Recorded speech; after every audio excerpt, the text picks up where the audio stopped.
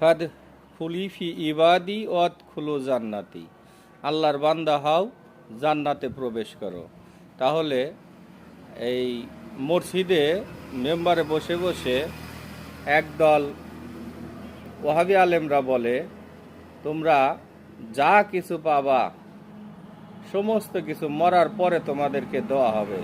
কোরআন তো তা বলে না। কোরআন বলে তুমি যা করবা তুমি জীবিত থাকাকালীনই তুমি পাবা। কারণ আল্লাহর বান্দায় দাখিল হইতে গেলে মরার পরে তো আর বান্দায় দাখিল হওয়া যায় না। বান্দায় দাখিল হইতে হইলে জীবিত থাকাকালীন আপনাকে বান্দায় দাখিল হতে হবে। যদি জীবিত থাকাকালীন আপনি বান্দায় দাখিল হন তাহলে সে আপনি জান্নাতে প্রবেশ করতে পারবেন।